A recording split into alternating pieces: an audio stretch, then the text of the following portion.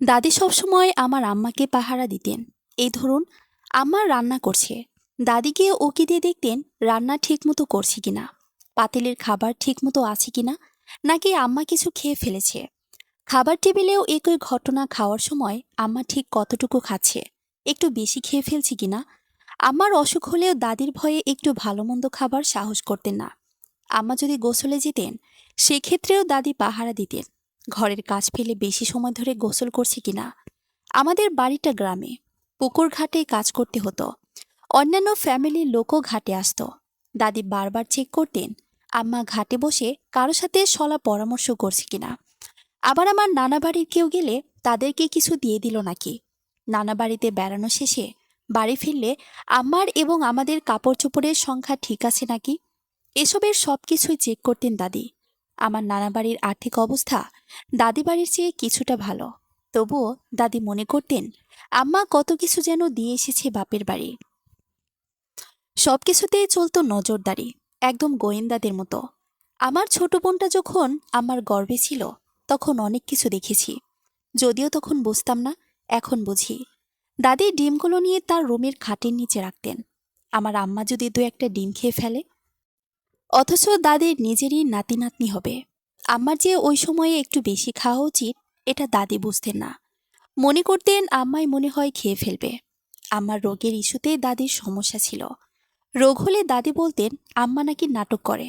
পেটের ব্যথা, জ্বর, নিউমোনিয়া নিয়ে আম্মাকে অনেক ভুগতে দেখেছি। কিন্তু ডাক্তার দেখাতে চাইলে দাদি খরচ নিয়ে প্রশ্ন তুলতেন। আব্বা চাকরি করতেন বেসরকারি হাই স্কুলে, অঙ্কের টিচার, প্রাইভেটও পড়াতেন অনেক স্টুডেন্টের। মোটামুটি ভালো ইনকাম ছিল আব্বার।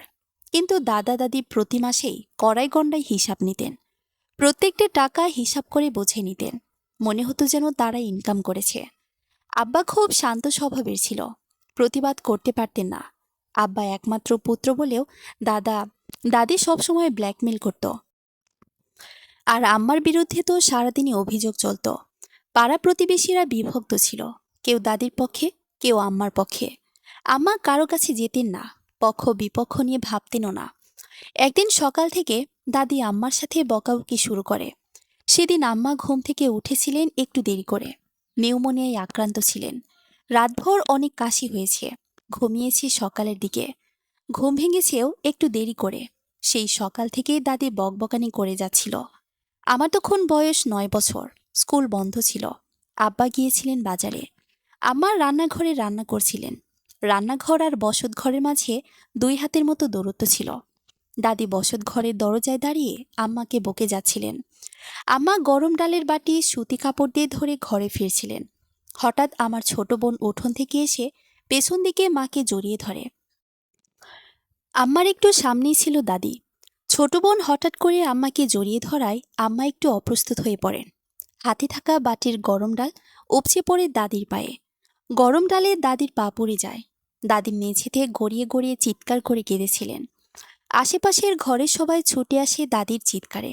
দাদি সবার কাছে নালিশ দিয়েছেন দেরি করে ঘুম থেকে উঠেছে বলে আম্মাকে একটু শাসন করেছেন, তাই আম্মা রাগ করে দাদিকে পুড়িয়ে দিয়েছেন। প্রতিবেশীরাও সকাল থেকে দাদির বকাবকি শুনেছেন। তারা বিশ্বাস করেছেন দাদির কথা। সম্ভবত আম্মা খেপে গিয়ে দাদির পায়ে গরম ডাল ঢেলে পুড়িয়ে দিয়েছেন। তখন আব্বাকে ফোন করে বাজার থেকে আনা হয় বাড়িতে। আম্মার বিচার বসে, শাশুড়িকে পুড়িয়ে দেওয়ার বিচার। সিদ্ধান্ত হয় আব্বার নিজেরই বিচার করতে হবে। মায়ের অপমান এলাকার কেউ সহ্য করবে না। আম্মাকে ডিভোর্স দিয়ে বাপের বাড়ি পাঠিয়ে দিতে হবে।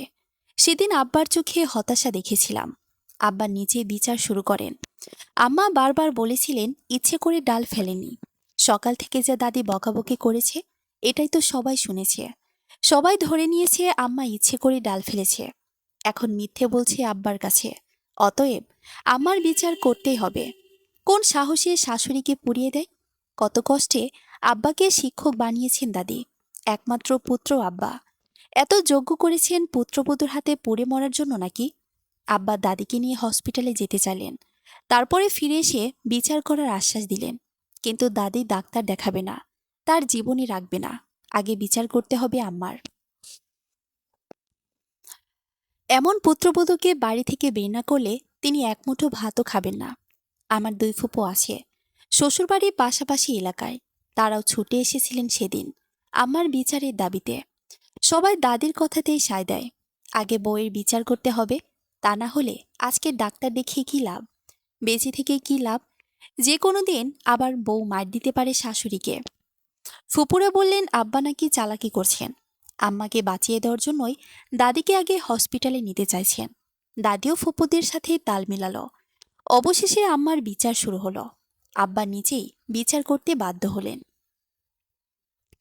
আব্বা সেদিন আমার আম্মার বিচার করলেন। সবাই অনুরোধ করেছিল তালাকের ব্যবস্থা করার জন্য, কিন্তু আব্বা তালাক দেননি। বিচারে আম্মাকে বাড়ি ছেড়ে যাওয়ার নির্দেশ দিলেন, আর কখনো যেন বাড়িতে না আসা হয় সেটাও জানিয়ে দিলেন। উপস্থিত সবাই ভীষণ খুশি হলো, আম্মারও ভীষণ রাগ। আমাদের 3 ভাই বোনকে সাথে নিয়ে চলে এলেন, আশ্রয় নিলেন বাপের বাড়িতে। মামিরা কোনোভাবেই আমাদেরকে মেনে নিতে চাচ্ছিলেন না। নানি জীবিত ছিল, তাই একটু আশ্রয় দিয়েছিলেন। আমার নামটাই তো বলা হয়নি। আমার নাম ফারদিন মিহির। তখন আমার বয়স 9 বছর। নানা বাড়িতে নানির রুমে আম্মা আমাদেরকে নিয়েই থাকতেন।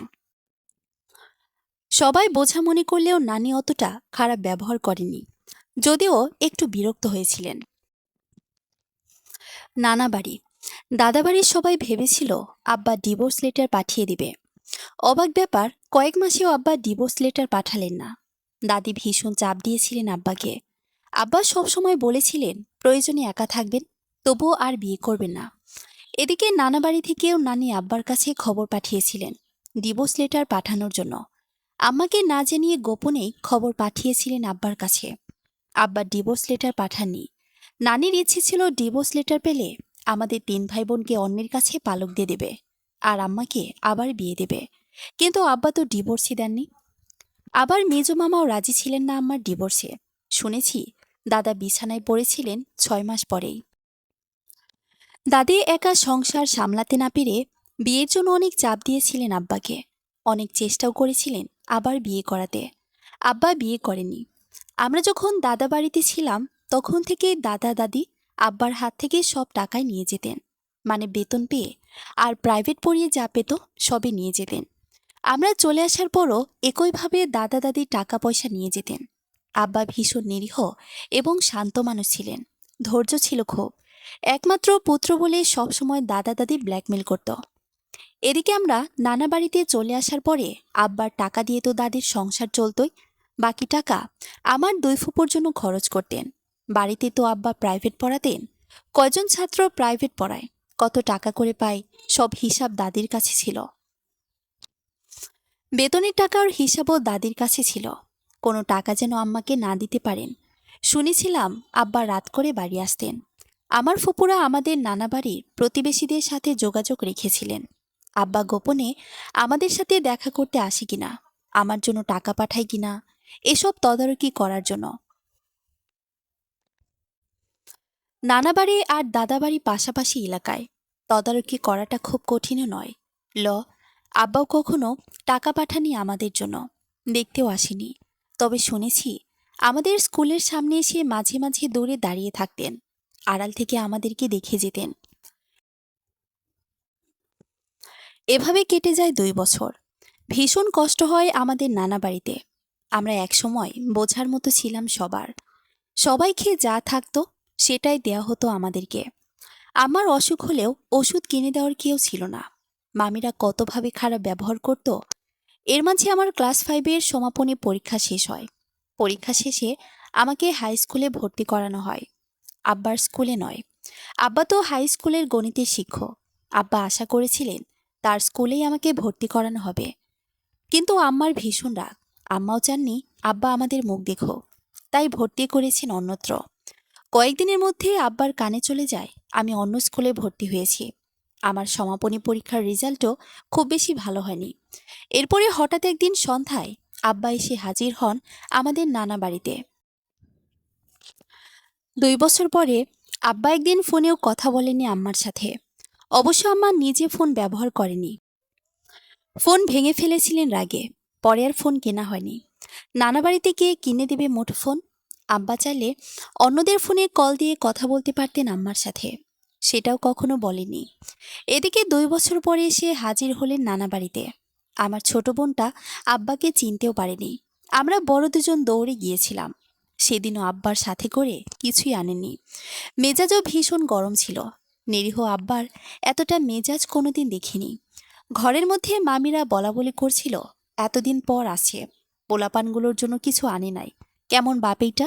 সবার কথা শুনে আম্মা যেন আরো বেশি কষ্ট পেলেন। সত্যি তো, এতদিন পরে এসেছে, বাচ্চাদের জন্য তো কিছু নিয়ে আসতে পারতো। আব্বা আম্মার সাথে সাক্ষাৎ করার ইচ্ছে পোষণ করলেন, কিন্তু আম্মা কিছুতেই দেখা করবেন না, কিছুতেই না। আব্বাও দেখা না করে ফিরবেন না। প্রায় 3 ঘন্টা বসেছিলেন। অবশেষে আম্মা পর্দার আড়াল থেকে কথা বললেন। আব্বার প্রথম প্রশ্ন ছিল, কেমন আছো? আম্মা জবাব দেননি। কিন্তু দ্বিতীয় প্রশ্ন শুনে আম্মা সহ সবাই অবাক হয়ে গেলেন।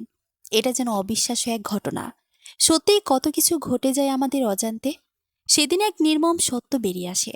আব্বা অনুরোধের সুরে আম্মাকে বললেন, বাড়ি চলো। আব্বা আম্মা দুজনেই বিছানা সজ্জা। আম্মা মুখের ওপর জবাব দিলেন, কখনোই না, আর কখনোই যাব না। আব্বা রেগে গিয়ে বললেন, এখানে থেকে কি করবা? মিহিরের রেজাল্টও ভালো হলো না। আমি জানতাম তুমি নিজে পড়াতে বসাওনি। একটু প্রাইভেট তো পড়াতে পারতা। প্রাইভেট পড়াবো মানে? আপনি টাকা দিছিলেন? খোঁজ নিছিলেন বউ পোলাপানের? আমার চেঁচিয়ে জবাব দিল, বাড়ি বাড়ি ঘুরে রাত 12টা পর্যন্ত প্রাইভেট পড়িয়েছি। কত কষ্ট করে তোমাদেরকে টাকা দিয়েছি। 2 বছরে দুটো ফোন কিনে দিয়েছি। তুমি একবারের জন্য কথা বলো নাই। মিহিরকে একটু প্রাইভেটও পড়াওনি। আর এখন বলছো আমি টাকা দিয়েছি কি না? আম্মা যেন তব্দা হয়ে গেলেন। আব্বা দুটো মোবাইল ফোন দিয়েছে, আমাদের খরচে টাকাও দিয়েছে, অথচ আমরা কিছুই জানতাম না। আম্মা তৎক্ষণাৎ প্রশ্ন করলেন, কার কাছে দিয়েছেন আপনি টাকা আর মোবাইল? এসব থাকলে কি আমার এত কষ্ট করা লাগতো? আব্বা জবাব দিলেন, তোমার মেজো ভাইয়ের কাছে দিয়েছি, প্রত্যেক মাসের খরচ। আমি গোপনে রাত 12টা পর্যন্ত ব্যাচ করে মানুষের বাসায় গিয়ে প্রাইভেট পড়িয়েছি। কত কষ্ট করে টাকা পাঠিয়েছি তোমাদেরকে। মোবাইল ফোন দিয়েছি মেজো ভাইয়ের কাছে। মেজো মামা বাড়িতে ছিলেন না, স্থানীয় বাজারে ছিলেন তিনি। মেজো মামির মুখখানা যেন আব্বার কথা শুনে চুপসে গেল। আমার মামাতো বোনটা ইন্টারমিডিয়েটে পড়তো। তড়িঘড়ি করে নিজ রুমে চলে গেল। মনে হলো যেন মামি আর মামাতো বোন সবই জানত। এদিকে আমরা সবাই বোকা বনে গেলাম। কত কষ্ট করেছি নানা বাড়িতে, অথচ জানতামই না আব্বা টাকা পাঠাতো। 2 বছরে আমরা কত কষ্ট করেছি। ঈদেও আমাদেরকে কেউ একটা জামা কিনে দেয়নি। আব্বা টাকা পাঠায় জানলে তো আম্মার মাঝে মাঝে আমাদের জন্য একটু ভালো খাবার দাবারের ব্যবস্থা করত। কোনো কিছুই তো হয়নি। তবে গত 2 বছরে নতুন নতুন ফোন এসেছিল মেজো মামার পরিবারে। ফোন দুটোর একটা আমার মামাতো বোন চালায়, আরেকটা মামি চালায়। অথচ আম্মার জন্য ফোন পাঠিয়েছিল। মেজো মামা ভেবেছিল আব্বা আমার হয়তো আর কোনোদিন মিল হবে না।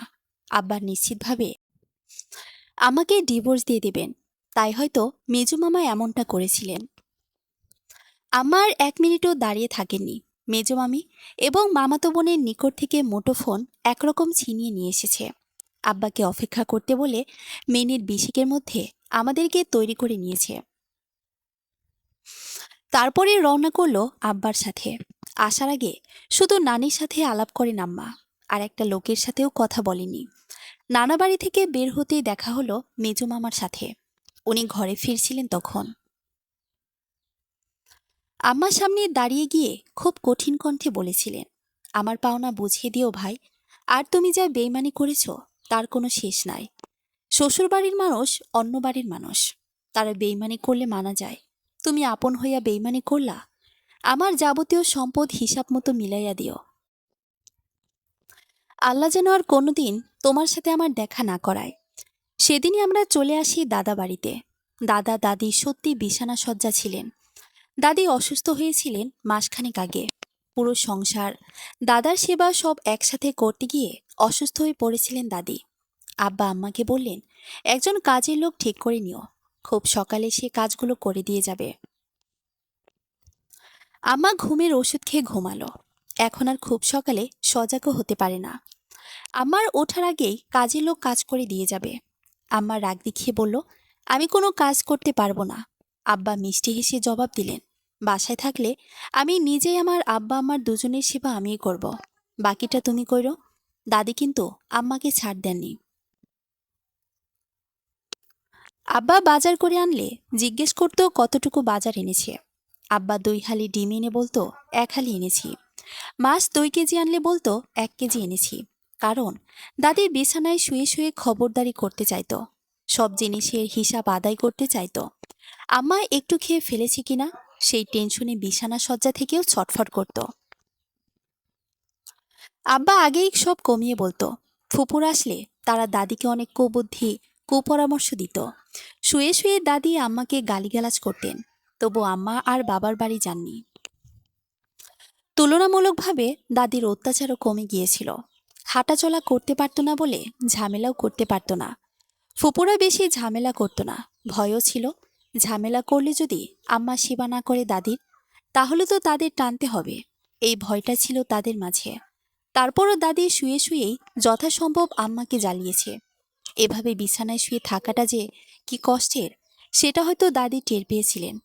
অনেক খারাপ লাগলেও আম্মা আর আমার নানা বাড়ি যাননি। নানির মৃত্যুর সময় গিয়েছিলেন। যৌবনে আম্মাকে কষ্ট দিয়েছিলেন দাদি।